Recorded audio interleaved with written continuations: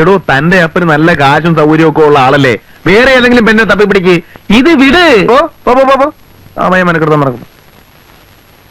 ചേടാ, എന്തൊരു ഏടാകൂടമാണെന്ന് നോക്കിയേ.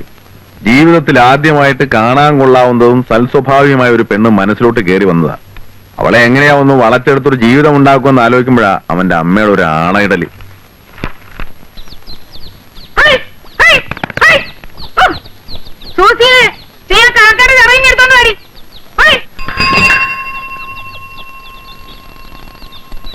മിഖായിലിട്ടൊരു കത്തുണ്ട്.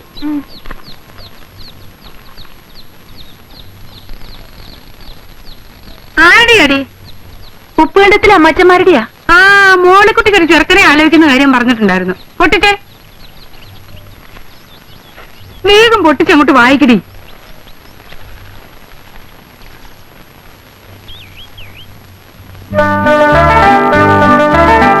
അമ്മച്ചിതേ, ചെറുക്കനും കൂട്ടിനും ബുധനാഴ്ച വരുന്നു. ബുധനാഴ്ച എന്ന് പറയുമ്പോ ഇന്ന് ചൊവ്വ. എന്റെ പാറമാധവൻ നാളെയോ?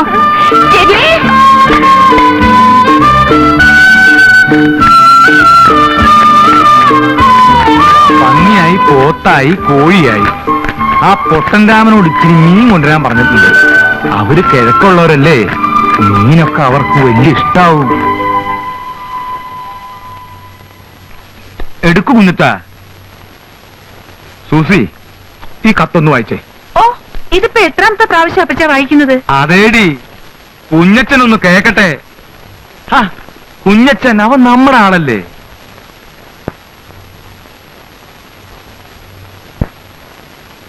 ചെറുക്കന് മുഴുവനും വേണ്ടല്ലോ, ചെറുക്കനെ കുറിച്ച് മാത്രം കേട്ടാ പോരെ? മതി മതി മതി പോരെ. തൈപ്പറമ്പി എന്നാണ് വീട്ടുപേര്. ചെറുക്കന്റെ വീട്ടുകാർ നമ്മളെ പോലെയല്ല, കഴിഞ്ഞുകൂടാൻ വലിയ സൗകര്യക്കാരാണ്. 8 ഏക്കർ റബ്ബറും 10-14 ഏക്കർ ഏലവും ഉണ്ട്. 4 ചേട്ടാനുജന്മാർ, 3 പേര് കമ്പത്താണ്. കമ്പം തേനി അവരവിടെ വലിയ നിലയിലാ.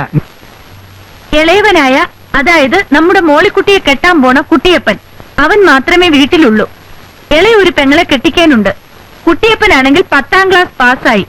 അത്രയും വലിയ പഠിത്തക്കാരനാണെങ്കിലും പഠിത്തക്കാരന്റെ ഗമയോ അഹങ്കാരമോ ഒന്നുമില്ല.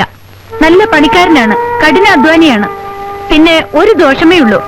അത് ഇക്കാലത്തൊരു ദോഷമല്ല, ചെറുക്കൻ അല്പം പരിഷ്കാരിയാണ്.